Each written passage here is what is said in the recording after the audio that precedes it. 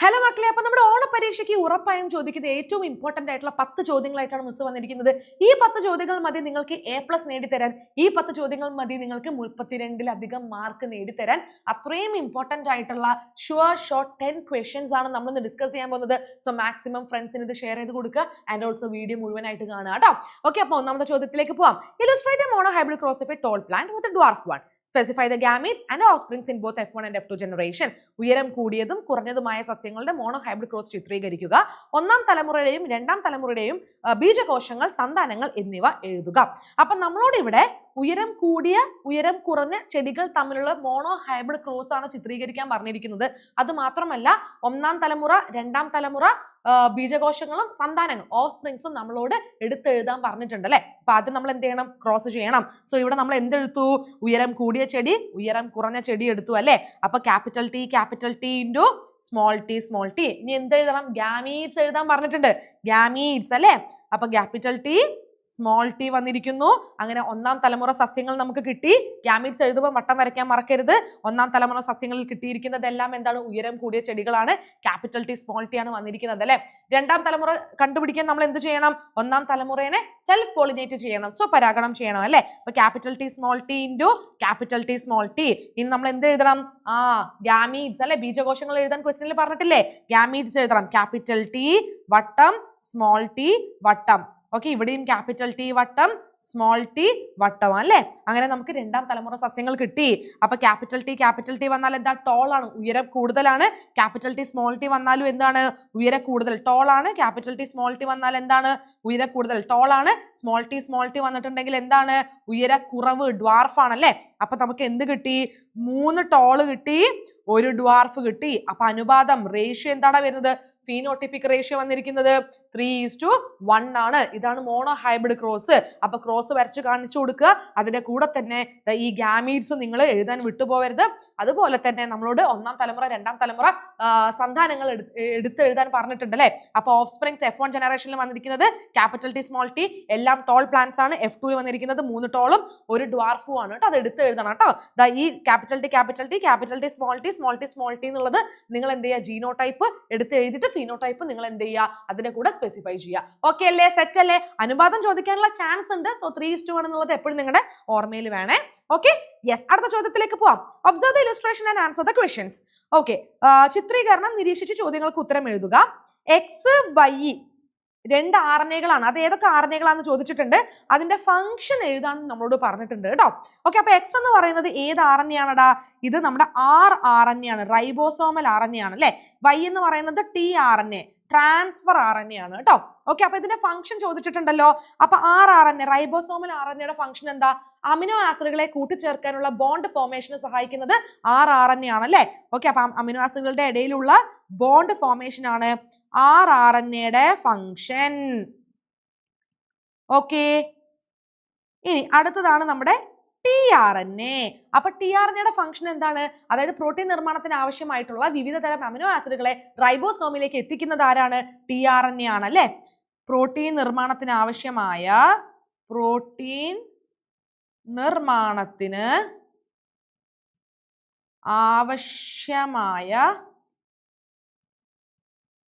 വിവിധ തരം അമിനോ ആസിഡുകളെ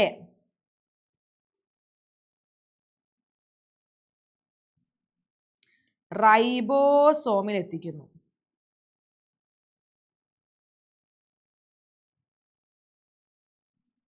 അപ്പൊ mRNAയുടെ ഫംഗ്ഷനും ചോദിക്കാൻ ചാൻസ് ഇല്ലേ? mRNA എന്താ ചെയ്യുന്നത്? അതായത് പ്രോട്ടീൻ നിർമ്മാണത്തിന് ആവശ്യമായ സന്ദേശങ്ങളെ DNA യിൽ നിന്ന് വഹിക്കുന്നത് mRNA ആണ്. അപ്പൊ 3 RNAയും ഇമ്പോർട്ടന്റ് ആണ്. വിത്ത് ഫംഗ്ഷൻസ് പഠിച്ചു വെച്ചോളാം. അത് മാത്രമല്ല ചിത്രം കണ്ടാൽ നിങ്ങൾക്ക് ഐഡന്റിഫൈ ചെയ്യാനും പറ്റണം കേട്ടോ. ഓക്കെ, അപ്പൊ നമുക്ക് അടുത്ത ക്വസ്റ്റ്യനിലേക്ക് പോവാം. The genetic structure of a person is given below. Analyze it and answer the questions. ഒരു വ്യക്തിയുടെ ജനിതക ഘടന ചുവടെ നൽകിയിരിക്കുന്നു. അത് വിശകലനം ചെയ്ത് ചോദ്യങ്ങൾക്ക് ഉത്തരം എഴുതുക. അപ്പൊ ഇതാണ് ജനിതക ഘടന. What do 44 and XX indicate? അപ്പൊ 44 XX എന്നിവ എന്തിനെ സൂചിപ്പിക്കുന്നു? 44 എന്ന് പറയുന്നത് എന്താണ്? സൊമാറ്റിക് ക്രോമസോംസ് ആണ് അല്ലെ.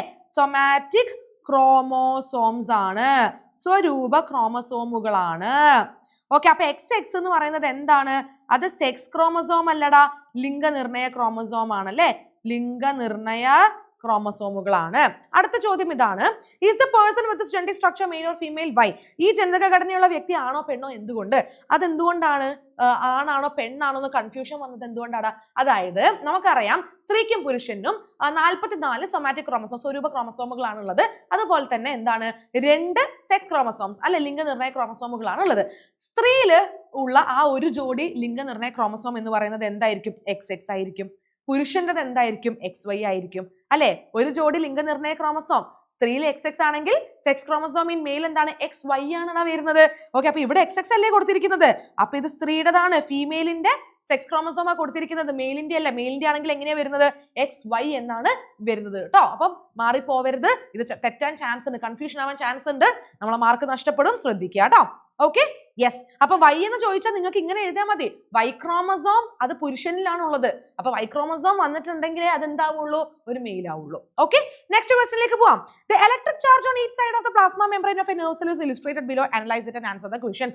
നാഡീകോശത്തിലൂടെയുള്ള ആവേഗങ്ങളുടെ പ്രേഷണം സൂചിപ്പിക്കുന്ന ചിത്രീകരണം ചുവടെ നൽകിയിരിക്കുന്നു. അത് വിശകലനം ചെയ്ത ചോദ്യങ്ങൾക്ക് ഉത്തരം എഴുതുക.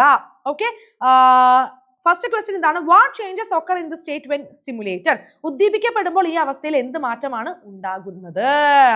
അതായത് മക്കളെ നോക്കിക്കേ, ഒരു ന്യൂറോൺ അല്ലെ, ആ ന്യൂറോൺ എന്ത് ചെയ്യാണ്? റെസ്റ്റ് എടുത്തോണ്ടിരിക്കുകയാണ് അല്ലെ. ഒരു ജോലിയും ഇല്ലാതെ എന്ത് വന്നിട്ടില്ല, ഒരു സ്റ്റിമുലസ് ഒന്നും വന്നിട്ടില്ല, റെസ്റ്റ് എടുത്തോണ്ടിരിക്കുകയാണ്, resting state of a neuron. ആ സമയത്ത് ന്യൂറോണിന്റെ പ്ലാസ്മ മെംബ്രെയിനിന്റെ പുറത്ത് പോസിറ്റീവ് ചാർജും അകത്ത് നെഗറ്റീവ് ചാർജും ആണ് ഉണ്ടാവുന്നത് അല്ലെ. അപ്പോഴാണ് പെട്ടെന്ന് എന്ത് വരുന്നത്? ഒരു സ്റ്റിമുലസ് വരുന്നത്, ഒരു ഉദ്ദീപനം വരുന്നത്. ആ ഉദ്ദീപനം വരുമ്പോൾ അത് ഉണ്ടാവുന്ന ഇടത്ത് എന്ത് സംഭവിക്കും? ന്യൂറോണിന്റെ അഥവാ ആക്സോണിന്റെ പ്ലാസ്മ മെംബ്രെയിനിന്റെ ചാർജുകളിൽ മാറ്റം സംഭവിക്കുന്നു അല്ലെ, വ്യത്യാസം സംഭവിക്കുന്നു. അതായത് പുറത്ത് പോസിറ്റീവും അകത്ത് നെഗറ്റീവും ആയിരുന്നുവല്ലോ റെസ്റ്റിംഗ് സ്റ്റേറ്റില്, പക്ഷെ ഇപ്പം സ്റ്റിമുലസ് വന്നു, ഉദ്ദീപനം വന്നു, അപ്പൊ ചാർജ് നേരെ ഓപ്പോസിറ്റ് ആവും, പുറത്ത് നെഗറ്റീവ് ആകും, അകത്ത് പോസിറ്റീവ് ആകുന്നു. ഇതാണ് നിങ്ങൾ എഴുതേണ്ടത് കേട്ടോ. അടുത്ത ചോദ്യം ഇതാണ്, how does this change result in transmission of impulses? ഈ മാറ്റം ആവേഗങ്ങളുടെ പ്രേഷണത്തിന് കാരണമാകുന്നത് എങ്ങനെയാണെന്ന് ചോദിച്ചിട്ടുണ്ട് കേട്ടോ.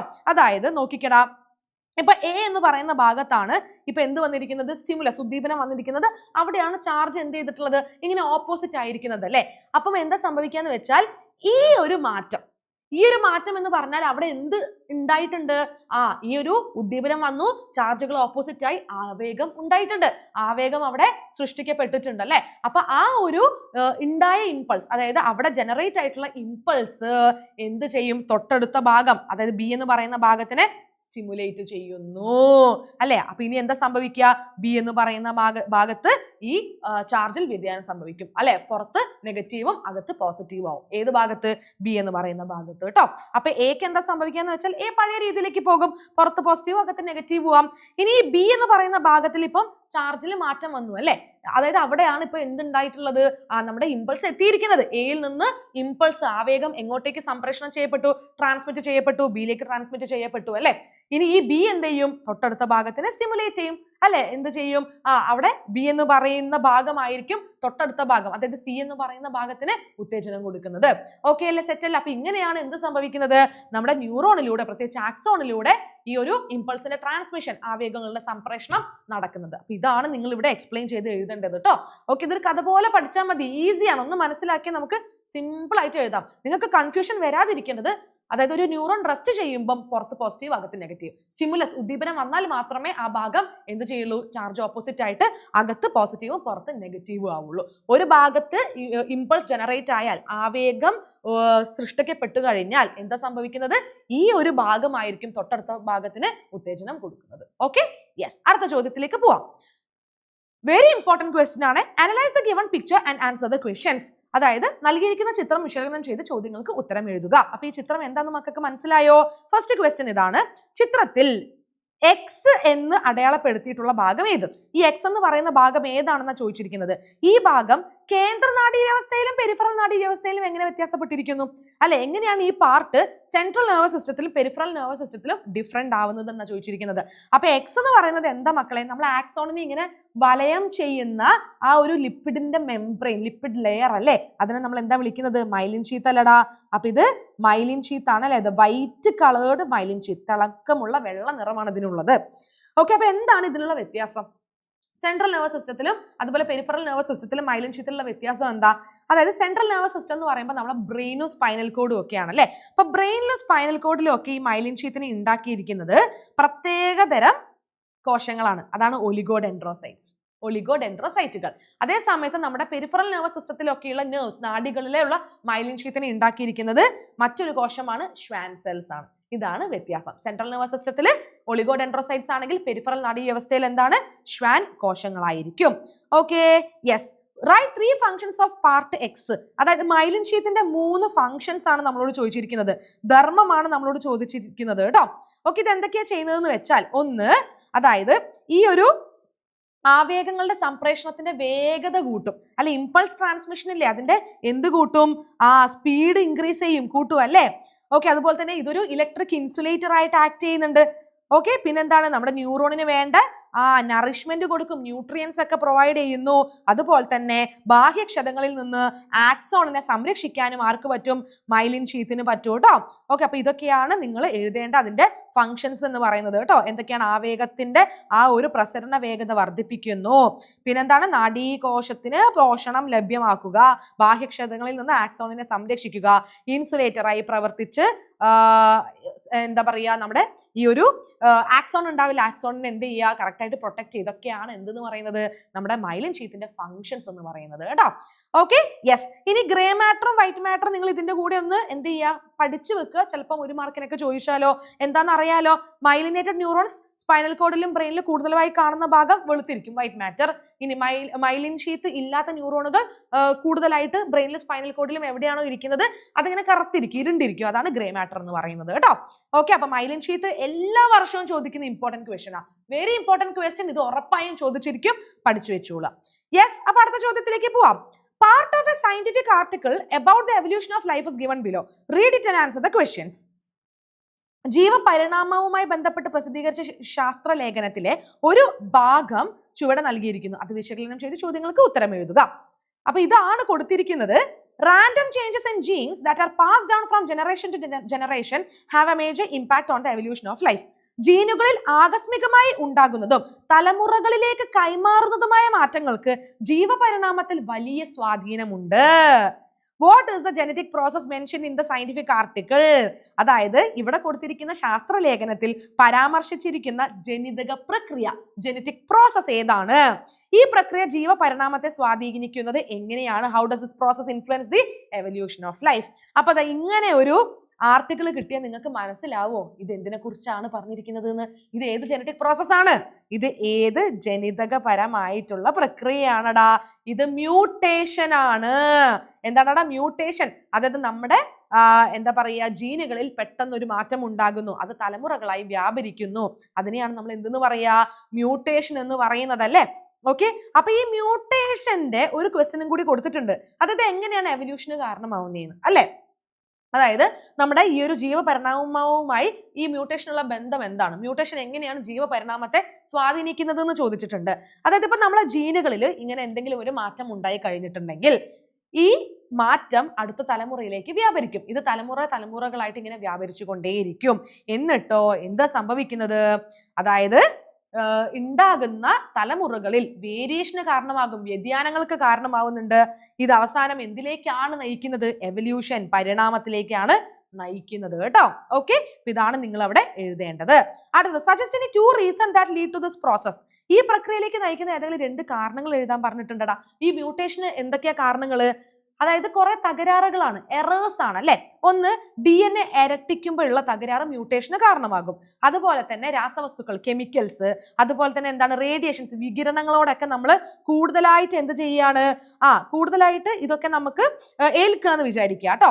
ഓക്കെ, അപ്പൊ എന്താ സംഭവിക്കുക? മ്യൂട്ടേഷൻ ഉണ്ടാവാനുള്ള ചാൻസ് ഉണ്ട് അല്ലെ. ഈ രാസവസ്തുക്കളും വികിരണങ്ങളും ഒക്കെ കാരണം നമുക്ക് മ്യൂട്ടേഷൻ, അതായത് ജീനുകളിൽ തകരാറ് ഉണ്ടാവാനുള്ള ചാൻസ് ഉണ്ട്. അത്തരം തകരാറുകൾ അടുത്ത തലമുറയിലേക്ക് പോവുകയും വ്യതിയാനം, വേരിയേഷന് കാരണമാവുകയും അവസാനം പല തലമുറകളായി കെട്ടിക്കടന്ന് അത് എവല്യൂഷൻ അല്ലെ, അതായത് പരിണാമത്തിന് കാരണമാവുകയും ചെയ്യുന്നു. ഓക്കെ അല്ലേ? സെറ്റ് അല്ലേ?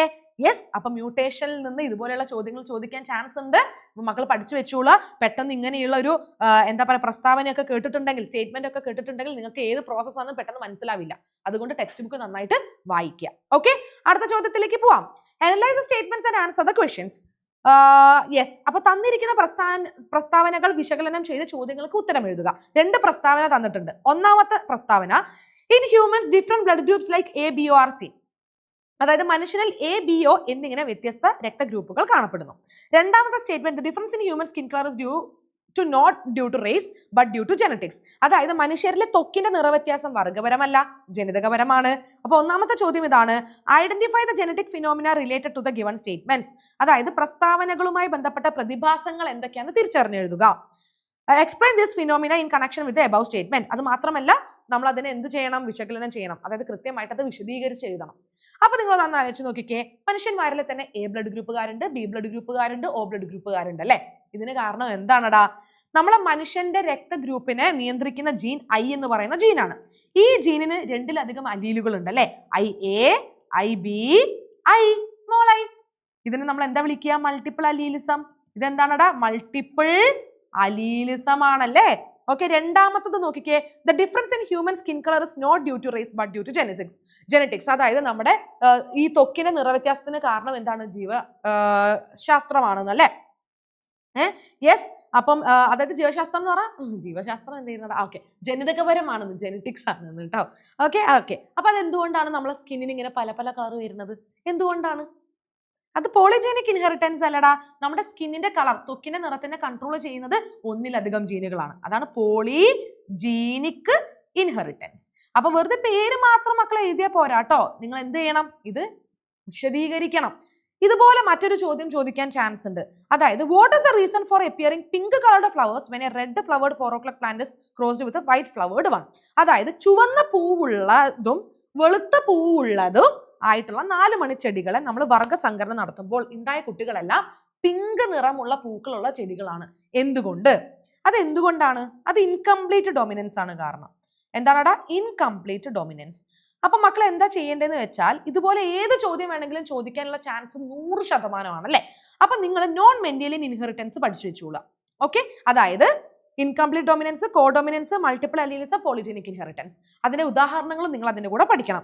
അപ്പൊ ഇൻകംപ്ലീറ്റ് ഡൊമിനൻസിന്റെ ഉദാഹരണമാണ് ഈ 4 മണിച്ചെടികളിൽ പിങ്ക് പൂക്കൾ ഉണ്ടാവുന്നത്. ഓക്കെ. അതിന് കാരണം എന്താന്ന് വെച്ചാൽ, ഡൊമിനന്റ് ആയിട്ടുള്ള എലീലിന് റെസസീവ് ആയിട്ടുള്ള എലീലിന്റെ കംപ്ലീറ്റ് ആയിട്ട് മാസ്ക് ചെയ്യാൻ പറ്റുന്നില്ല അല്ലെ. അതായത് പ്രകടഗുണത്തിന്റെ അലീലിന് ഗുപ്തഗുണത്തിന്റെ അലീലിനെ പൂർണ്ണമായി മറക്കാൻ സാധിക്കുന്നില്ല. അതാണ് ഇൻകംപ്ലീറ്റ് ഡൊമിനൻസ്. ഇനി എന്താ മൾട്ടിപ്പിൾ അലീലിസം എന്ന് പറഞ്ഞാൽ, ഒരു ജീനിന് തന്നെ 2-ലധികം അലീലുകൾ ഉണ്ട്. അതാണ് നമ്മുടെ example A B O blood group. പിന്നെ എന്താ പോളിജീനിക് ഇൻഹെറിറ്റൻസ്, അതായത് ഒരേ ക്യാരക്ടറിനെ തന്നെ, ഒരേ സ്വഭാവ ഗുണത്തിനെ തന്നെ 1-ലധികം ജീനുകൾ നിയന്ത്രിക്കുന്നു. അതാണ് പോളിജീനിക് ഇൻഹെറിറ്റൻസ്. എക്സാമ്പിൾ എന്താണ്, നമ്മുടെ സ്കിൻ കളർ. ഇത് കൂടാതെ കോഡൊമിനൻസ് കൂടി മക്കൾ പഠിച്ചു വെക്കണം കേട്ടോ. കോഡൊമിനൻസ് എന്ന് പറഞ്ഞാൽ എന്താണ്, അതായത് 2 എല്ലിയിലും ഒരുപോലെ എക്സ്പ്രസ് ആവുക. അതിന്റെ എക്സാമ്പിൾ ആണ് കന്നുകാലികളിലൊക്കെയുള്ള റോൺ കോഡ് പാറ്റേൺ. അപ്പൊ ഇത് 4ഉം വിത്ത് എക്സാമ്പിൾസ് പഠിച്ചു വെച്ചോളാം. ഇതൊരു ഷുവർ ഷോർട്ട് ക്വസ്റ്റ്യനാ, 100% ഉറപ്പുള്ള ഷുവർ ഷോർട്ട് ക്വസ്റ്റ്യൻ ആണ് ഇത്. എന്തായാലും വരും, പഠിച്ചു വെക്കണം. 4ഉം പഠിച്ചു വെക്കണം വിത്ത് എക്സാമ്പിൾസ് കേട്ടോ. ഓക്കെ. യെസ്. അടുത്ത ചോദ്യം, redraw the diagram of cross section of the spinal cord, name and label the following parts. സുഷുമ്നയുടെ ഛേദത്തിന്റെ ചിത്രം പകർത്തി വരച്ച് താഴെ പറയുന്ന ഭാഗങ്ങൾ തിരിച്ചറിഞ്ഞ് പേരെഴുതി അടയാളപ്പെടുത്തുക. അപ്പൊ വരയ്ക്കാൻ നമ്മളോട് ചോദിക്കും. അത് ന്യൂറോണും ബ്രെയിൻ, മസ്തിഷ്കവും ആവാൻ ചാൻസ് കൂടുതലാണ്. അതുപോലെ വരയ്ക്കാൻ പഠിക്കേണ്ട മറ്റൊന്നാണ് സുഷുമ്ന. അപ്പൊ ഇവിടെ വരച്ചിട്ട് ഈ പറയുന്ന ഭാഗങ്ങൾ അടയാളപ്പെടുത്താനാണ് പറഞ്ഞിരിക്കുന്നത് കേട്ടോ. അപ്പൊ മക്കൾ വരയ്ക്കാൻ പഠിക്കുക. ഇനി ഭാഗങ്ങൾ നോക്കാം. ഒന്നാമത്തത്, part through which the sensory impulses reach the spinal cord. സംവേദ ആവേഗങ്ങൾ സുഷുമ്നയിൽ പ്രവേശിക്കുന്ന ഭാഗം ഏതാണടാ? സംവേദ ആവേഗങ്ങൾ സുഷുമ്നയിലേക്ക് പ്രവേശിക്കുന്ന ഭാഗം. ഓക്കെ. സംവേദ ആവേഗങ്ങൾ അല്ലെ. അതായത് എന്താണ് സെൻസറി ഇമ്പൾസ് എന്ന് പറഞ്ഞാൽ എന്താ സംഭവം? നമ്മുടെ ശരീരത്തിലെ പല ഭാഗങ്ങളിൽ നിന്നുള്ള ആവേഗങ്ങൾ അല്ലെ, അതെന്ത് ചെയ്യുന്നു? നമ്മുടെ ബ്രെയിനിലേക്കും സ്പൈനൽ കോഡിലേക്കും പോകുന്നു. അതാണ് എന്തെന്ന് പറയുന്നത്, സംവേദ ആവേഗങ്ങൾ, സെൻസറി എന്താ പറയാ, ഇമ്പൾസസ് എന്ന് പറയുന്നത് അല്ലെ. അപ്പൊ അത് ആര് വഴിയാണ് സുഷുമ്നയിലേക്ക് എത്തുന്നത്? ആര് വഴിയാണ് അത് നമ്മുടെ സ്പൈനൽ കോഡിലേക്ക് എത്തുന്നത്? നോക്കിക്കേ, ഡോർസൽ റൂട്ട് ഒന്ന് നോക്കിക്കേടാ. ശരീരത്തിന്റെ വിവിധ ഭാഗങ്ങളിൽ നിന്നുള്ള സന്ദേശങ്ങളെ സുഷുമ്നയിലേക്ക് കടത്തി വിടുന്നു. Transmit the message from different parts of the body to the spinal cord. Dorsal root അല്ലേ? അപ്പൊ ഡോർസൽ റൂട്ട്. അപ്പൊ ഏതാ ഡോർസൽ റൂട്ട്? ഇതാണ് ഡോർസൽ റൂട്ട്. അടുത്ത ചോദ്യം ഇതാണ്, part through which the motor impulse go out of the spinal cord. പ്രേരക ആവേഗങ്ങൾ സുഷുമ്നയിൽ നിന്നും പുറത്തു പോകുന്ന ഭാഗം. അതായത് ഈ സുഷുമ്നയിൽ നിന്നുള്ള ആവേഗങ്ങൾ ശരീരത്തിന്റെ വിവിധ ഭാഗങ്ങളിലേക്ക് എത്തുന്നു അല്ലെ? സ്പൈനൽ കോഡിൽ നിന്നുള്ള ഇമ്പൾസുകൾ നമ്മുടെ ബോഡിയുടെ പല പാർട്സിലേക്ക് ട്രാൻസ്മിറ്റ് ആവുന്നു. അത് ആര് വഴിയാണ്? ഈ കാണുന്ന വെൻട്രൽ റൂട്ട് വഴിയല്ലേ? വെൻട്രൽ റൂട്ട് വഴിയാണ് അല്ലേ? അപ്പൊ ഇതാണ് വെൻട്രൽ റൂട്ട്. ഓക്കെ, ഇതാണ് വെൻട്രൽ റൂട്ട് വീഴുന്നത് കേട്ടോ. Yes, ventral root.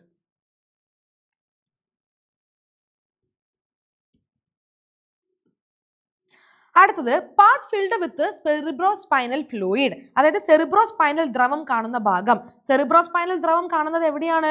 ദാ സെൻട്രൽ കനാലിലല്ലേ? അപ്പൊ സെൻട്രൽ കനാൽ അല്ലേ അവിടെ മാർക്ക് ചെയ്യേണ്ടത്? ഈ കാണുന്ന നടുക്കുള്ള സെൻട്രൽ കനാൽ, ഇതാണ് കേട്ടോ സെൻട്രൽ കനാൽ.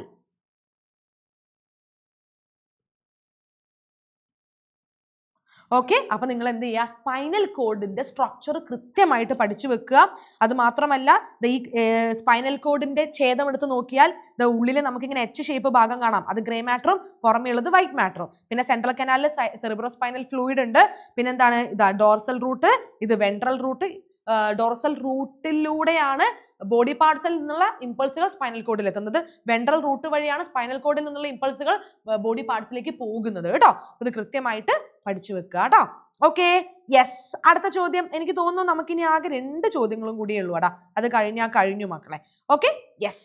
അപ്പം അടുത്ത ചോദ്യം ഇതാണ്: what are the 2 divisions of Anthropoidae in the human evolutionary tree? What are the organisms included in each division? Mention their common characteristics. മനുഷ്യ പരിണാമ വൃക്ഷത്തിൽ ആന്ത്രോപോയിഡിയയിലെ 2 വിഭാഗങ്ങൾ ഏതെല്ലാം? ഓരോ വിഭാഗത്തിലും ഉൾപ്പെടുന്ന ജീവികൾ, അവയുടെ പൊതു സവിശേഷതകൾ എഴുതുക. അപ്പൊ ആന്ത്രോപോയിഡേ ഇത് എന്തായാലും ചോദിക്കും, എല്ലാ വർഷവും ചോദിക്കാറുള്ള ചോദ്യമാണ് അല്ലെ? ഒരു എവല്യൂഷണറി ട്രീ നമുക്ക് ടെക്സ്റ്റ് ബുക്കിൽ കൊടുത്തിട്ടുണ്ട്. ഈ ഒരു ചിത്രം ഇത് പഠിച്ചു വെച്ചാൽ മതി. അപ്പൊ പ്രൈമേറ്റ്സ് ടു ആന്ത്രോപോയിഡേ. അപ്പൊ ആന്ത്രോപോയിഡയ്ക്ക് 2 ശാഖകളുണ്ട്, 2 ഡിവിഷൻസ് ഉണ്ട്. സെർക്കോപിത്തക്കോയിഡയും ഹൊമിനോയിഡയും. സെർക്കോപിത്തക്കോയിഡ എന്ന് പറഞ്ഞാൽ ബ്രെയിൻ വളരെ സ്മോൾ ആയിരിക്കും അല്ലെ? അതായത് ചെറിയ മസ്തിഷ്കമുള്ള ആൾക്കാരാണ്, വാലുള്ളവരായിരിക്കും അല്ലെ? അതായത് നമ്മളെ കുരങ്ങന്മാരൊക്കെ ഇതിലാണല്ലോ പെട്ടിരിക്കുന്നത്. അപ്പൊ വാലുള്ള ആൾക്കാരായിരിക്കും. ഹൊമിനോയിഡയിലാണെങ്കിലോ അതായത് മസ്തിഷ്കം വലുതായിരിക്കും, വാലില്ലാത്ത ആൾക്കാരാണ് ഹൊമിനോയിഡയിൽ വരുന്നത്. സെർക്കോപിത്തക്കോയിഡയിലാണ് നമ്മുടെ മങ്കി, കുരങ്ങൻ വന്നിരിക്കുന്നത്. ഹൊമിനോയിഡയിലാണ് നമ്മുടെ ഗിബ്ബോൺ, ഒറാങ്കുട്ടൻ, ഗൊറില്ല, ചിമ്പാൻസി, മനുഷ്യന്മാരൊക്കെ വന്നിരിക്കുന്നത്. അപ്പൊ ആന്ത്രോപോയിഡെ, സെർക്കോപിത്തക്കോയിഡെ, ഹൊമിനോയിഡെ 2 ഡിവിഷൻസ് കേട്ടോ. അതിന്റെ ക്യാരക്ടേഴ്സും നിങ്ങൾ അതിന്റെ കൂടെ തന്നെ എഴുതാൻ ക്വസ്റ്റ്യനിൽ പറഞ്ഞിട്ടുണ്ട്. അപ്പൊ എന്ത് ചെയ്യുക? അതിന്റെ സവിശേഷതകളും എഴുതണം. ആൻഡ് ഓൾസോ പറ്റുകയാണെങ്കിൽ ഈ കാണുന്ന എക്സാമ്പിൾസും എഴുതുക കേട്ടോ. Okay, yes. ഓർഗാനിസംസ് ഇവിടെ ചോദിച്ചിട്ടുണ്ട്, ഏതൊക്കെ ജീവികളാന്ന് ചോദിച്ചിട്ടുണ്ട്. അത് നിങ്ങൾ എന്തായാലും എഴുതണം. ഇപ്പൊ കംപ്ലീറ്റ് ഈ ചിത്രം എഴുതി വെച്ചാൽ തന്നെ നിങ്ങൾക്ക് ഫുൾ മാർക്ക് കിട്ടും. Okay, and the last question, analyze the illustration and answer the following questions. അതായത് ചിത്രീകരണം നിരീക്ഷിച്ച് തന്നിരിക്കുന്ന ചോദ്യങ്ങൾക്ക് ഉത്തരം എഴുതുക. അപ്പൊ ഈ കാണുന്ന ചിത്രീകരണം കാണുമ്പോൾ മക്കൾക്ക് മനസ്സിലാവുന്നുണ്ടോ ഇത് എന്താണെന്ന്? ഇത് റിഫ്ലെക്സ് പ്രവർത്തനമാണല്ലേ, റിഫ്ലെക്സ് ആക്ഷൻ ആണ്. Write the names of 1, 2, 3. 1, 2, 3 എന്നീ ഭാഗങ്ങളുടെ പേര് എഴുതുക. നോക്കിക്കടാ, 1 ആരോ മാർക്ക് ഇത് ഇങ്ങനെയാ വന്നിരിക്കുന്നത്. അപ്പൊ 1 എന്താ വരിക? ആരോ മാർക്ക് കണ്ടില്ല ഇങ്ങോട്ടേക്കാണെങ്കിൽ 1 എന്ന് പറയുന്നത് സെൻസറി ന്യൂറോൺ ആണല്ലേ, സെൻസറി ന്യൂറോൺ. സെൻസറി ന്യൂറോൺ അഥവാ സംവേദ ന്യൂറോൺ. ഓക്കെ, ഇനി 2 എവിടെടാ? ഇതാണ് 2. ഓക്കെ, സ്പൈനൽ കോഡിന്റെ അകത്ത് കാണുന്നത്. അപ്പൊ 2 എന്തായിരിക്കും? അതാണ് ഇന്റർ ന്യൂറോൺ അല്ലെ. 2 എന്താണ്? Inter neuron. ഓക്കെ, 3 എന്ന് പറയുന്നത് നമ്മുടെ സുഷുമ്ന, സ്പൈനൽ കോഡ്. ഓക്കെ, ഇതാ ഈ കാണുന്നത് സുഷുമ്ന അഥവാ സ്പൈനൽ കോഡാണ്. അതെ, സുഷുമ്ന അഥവാ സ്പൈനൽ കോഡ്. ഓക്കെ, ഇനി ഇതിന്റെ കൂടെ ഇനിയും ചോദ്യങ്ങളുണ്ട്. റിഫ്ലെക്സ് പ്രവർത്തനം എന്നാൽ എന്ത്? എന്താണ് റിഫ്ലെക്സ് ആർക്ക്? എന്താ റിഫ്ലെക്സ് ആക്ഷൻ? എന്താണ് റിഫ്ലെക്സ് ആർക്ക് എന്നും നമ്മൾ എഴുതണം. അപ്പൊ എന്താ റിഫ്ലെക്സ് ആക്ഷൻ? പെട്ടെന്ന് ചൂടുള്ള പാത്രത്തിൽ കൈ വെക്കുമ്പോൾ കൈ പിന്നോട്ട് വലിക്കുന്നു, കാലിൽ മുള്ളു കൊണ്ടാൽ കാല് പിന്നോട്ടേക്ക് വലിക്കുന്നു അല്ലേ? അതാണ് റിഫ്ലെക്സ് ആക്ഷൻ. അതായത് പെട്ടെന്ന് സഡൻ ആയിട്ട് സ്പോണ്ടേനിയസ് ആയിട്ട് ചില സ്റ്റിമുലസിനോട് നമ്മൾ എന്ത് ചെയ്യും? ഇൻവോളണ്ടറി ആയിട്ട് റെസ്പോൺസ് ചെയ്യും. അത്തരത്തിലുള്ള ഇൻവോളണ്ടറി റെസ്പോൺസുകളെയാണ് നമ്മൾ റിഫ്ലെക്സ് ആക്ഷൻ എന്ന് വിളിക്കുന്നത്. ഉദ്ദീപനത്തിനനുസരിച്ച് ആകസ്മികമായും അനൈച്ഛികമായും നടക്കുന്ന പ്രതികരണങ്ങളെയാണ് നമ്മൾ റിഫ്ലെക്സ് പ്രവർത്തനങ്ങൾ എന്ന് വിളിക്കുന്നത് കേട്ടോ. Okay, yes. അപ്പം നമ്മൾ സുഷുമ്നയും അതുപോലെ മസ്തിഷ്കവും എന്ത് ചെയ്യുന്നുണ്ട്? ഈ റിഫ്ലെക്സ് പ്രവർത്തനങ്ങളെ നിയന്ത്രിക്കുന്നുണ്ട്. ഇപ്പൊ മിസ് പറഞ്ഞല്ലോ, കൈ പൊള്ളുന്നു, കാലിൽ മുള്ളു തറയ്ക്കുന്നു, ഇതെല്ലാം സുഷുമ്നയുടെ കൺട്രോളിലാ. കണ്ണിലേക്ക് പെട്ടെന്ന് പ്രാണി വന്ന കണ്ണടക്കില്ലേ, കണ്ണ് ചിമ്മില്ലേ, അതൊക്കെ എന്താണ് മസ്തിഷ്കത്തിന്റെ കൺട്രോളിലാണ് കേട്ടോ. ഓക്കെ, ഇനി എന്താ റിഫ്ലക്സ് ആർക്ക് എന്ന് നമ്മളോട് ചോദിച്ചിട്ടുണ്ട് അല്ലേ. അതായത് ഈ റിഫ്ലക്സ് ആക്ഷൻ നടക്കുന്ന സമയത്ത് ഈ ഇമ്പൾസ് ഇങ്ങനെ കറക്റ്റ് ആയിട്ട് ട്രാൻസ്മിറ്റ് ആവുന്നില്ലേ, അതായത് ഈ ഒരു ആവേഗത്തിന്റെ സംപ്രേഷണം നടക്കുന്നതിന്റെ പാത്വേ അല്ലെ, ആ ഒരു സഞ്ചാരപാതയെയാണ് നമ്മൾ റിഫ്ലക്സ് ആർക്ക് എന്ന് വിളിക്കുന്നത്. അതായത് ആ സഞ്ചാരപാത ഇവിടെ കൊടുത്തിട്ടുണ്ടടാ, നോക്കിക്കേ. അതായത് ഇപ്പം നമ്മൾ ചൂട് പാത്രത്തിൽ കൈവെക്കുന്നു, അപ്പൊ നമ്മുടെ സ്കിന്നിൽ എന്തുണ്ട്, റിസെപ്റ്റേഴ്സ് ഉണ്ട്. വരുന്ന ആ ചൂട് എന്ന് പറയുന്ന സ്റ്റിമുലസിനെ സ്കിന്നിലുള്ള റിസെപ്റ്റേഴ്സ് സ്വീകരിക്കും, ഇമ്പൾസ് ഉണ്ടാക്കും അല്ലെ. ആ ഒരു ഇമ്പൾസ് സെൻസറി ന്യൂറോൺ വഴി എന്ത് ചെയ്യുന്നു, നമ്മുടെ സ്പൈനൽ കോഡിലുള്ള ഇന്റർ ന്യൂറോണിലേക്ക് എത്തുന്നു. ഇന്റർ ന്യൂറോൺ എന്താ ചെയ്യുക, അപ്പൊ തന്നെ റെസ്പോൺസ് ഉണ്ടാക്കും അല്ലെ, അപ്പൊ തന്നെ എന്ത് ചെയ്യും, പ്രതികരണം നൽകുന്നു. ആ പ്രതികരണം ഇന്റർ ന്യൂറോണിൽ നിന്ന് മോട്ടോർ ന്യൂറോൺ വഴിയാണ് തിരിച്ച് നമ്മുടെ എങ്ങോട്ടേക്ക് എത്തുന്നത്, തിരിച്ച് നമ്മുടെ മസിലിലേക്ക് എത്തുന്നത്. ഓക്കെ അല്ലേ. അപ്പൊ ഈ ഒരു പാത്വേ ആണ് റിഫ്ലക്സ് ആർക്ക് എന്ന് പറയുന്നത്. അപ്പൊ ആദ്യം എന്താ വരിക, റിസെപ്റ്റർ അല്ലെ, അതായത് സ്റ്റിമുലസ് വന്നു, ഉദ്ദീപനം വന്നു, റിസെപ്റ്റർ സ്വീകരിച്ചു, ഇമ്പൾസ് ഉണ്ടാക്കി. പിന്നെ എന്ത് വരും, സെൻസറി ന്യൂറോൺ, പിന്നെ സ്പൈനൽ കോഡിലുള്ള ഇന്റർ ന്യൂറോൺ ആണ് റെസ്പോൺസ് ഉണ്ടാക്കുന്നത്. ഓക്കെ, പ്രതികരണം ഉണ്ടാക്കുന്നത്. ആ പ്രതികരണം മോട്ടോർ ന്യൂറോൺ വഴി നമ്മുടെ കൈയാണെങ്കിൽ കൈയിലെ മസിൽ, കാലാണെങ്കിൽ കാലിലെ മസിൽ അല്ലെ, മസിലിലേക്ക് എത്തും, ബന്ധപ്പെട്ട പേശിയിലേക്ക് എത്തും. ഓക്കെ, അങ്ങനെയാണ് റിഫ്ലക്സ് ആക്ഷൻ ഉണ്ടാവുക കേട്ടോ. അപ്പം ഈ ഒരു പാത്വേനെയാണ്, സഞ്ചാരപാതയാണ് നമ്മൾ റിഫ്ലക്സ് ആർക്ക് എന്ന് വിളിക്കുന്നത്. ഓക്കെ, അപ്പൊ നമ്മൾ ഏറ്റവും ഇമ്പോർട്ടന്റ് ആയിട്ടുള്ള 10 ചോദ്യങ്ങൾ പഠിച്ചു. ഒന്നും ചെറിയ ചോദ്യങ്ങളല്ല അല്ലെ, എല്ലാം കടുകട്ടിയുള്ള വലിയ ചോദ്യങ്ങളാണ്, കുറെ സബ് ക്വസ്റ്റ്യൻസും ഉണ്ട്. അപ്പൊ 2 ചാപ്റ്ററിലുള്ള ഏറ്റവും ഇമ്പോർട്ടന്റ് ആയിട്ടുള്ള 10 ക്വസ്റ്റ്യൻസ് നമ്മൾ പഠിച്ചു കഴിഞ്ഞു മക്കളെ. അപ്പൊ ഈ ചോദ്യങ്ങളൊക്കെ മക്കൾ എന്ത് ചെയ്യുക, ഒന്നുകൂടി ഇരുന്ന് ചെയ്യുക. എവിടെയെങ്കിലും ഒക്കെ നിങ്ങൾക്ക് മറന്നു പോയിട്ടുണ്ടെങ്കിൽ വീണ്ടും അതിരുന്ന് പഠിക്കുക കേട്ടോ. എക്സാം നമുക്ക് ഇമ്പോർട്ടന്റ് ആണ്, ഫുൾ മാർക്ക് വാങ്ങണം. നിങ്ങളെ കൊണ്ട് ഫുൾ മാർക്ക് വാങ്ങാൻ പറ്റും. അപ്പം വീഡിയോ ലൈക്ക് ചെയ്യുക, മാക്സിമം ഫ്രണ്ട്സിന് ഷെയർ ചെയ്യുക, സബ്സ്ക്രൈബ് ചെയ്യുക, ആൻഡ് ഓൾസോ അടിപൊളിയായിട്ട് എക്സാം എഴുതുക. All the very very very best. And also നിങ്ങൾക്ക് ബയോളജിയിൽ എത്ര മാർക്ക് കിട്ടി എന്നുള്ളത് കമന്റ് ചെയ്യാം. ഈ ഒരൊറ്റ വീഡിയോ കണ്ടാൽ നിങ്ങൾക്ക് എന്തായാലും നല്ല മാർക്ക് കിട്ടും. അപ്പോൾ അതുപോലെ മിസ് ധാരാളം വീഡിയോസ് ഇട്ടിട്ടുണ്ട്. ഫസ്റ്റ് ചാപ്റ്ററിന്റെ 1 മാർക്ക്, സെക്കൻഡ് ചാപ്റ്ററിന്റെ 1 മാർക്ക് മാത്രം സെപ്പറേറ്റ് വീഡിയോസ് ഇട്ടിട്ടുണ്ട്. അതല്ലാതെയും മിസ് എന്ത് ചെയ്തിട്ടുണ്ട്, ഏറ്റവും ഇമ്പോർട്ടന്റ് ആയിട്ടുള്ള ക്വസ്റ്റ്യൻസ് ഇട്ടിട്ടുണ്ട്. ഷോർട്സും നിങ്ങൾ കാണണം അല്ലേ. ആ ഷോർട്സിൽ നമുക്ക് ഇഷ്ടം പോലെ കാര്യങ്ങൾ പഠിക്കാനുണ്ട്. 2 ചാപ്റ്ററിലുള്ള എല്ലാ ടോപ്പിക്കിൽ നിന്ന് ഷോർട്സ് ഇട്ടിട്ടുണ്ട്. അപ്പൊ അതും നിങ്ങൾ കാണുക കേട്ടോ. അങ്ങനെ എക്സാം അടിപൊളിയായിട്ട് എഴുതുക, ഫുൾ മാർക്ക് വാങ്ങുക. All the very best. Tata.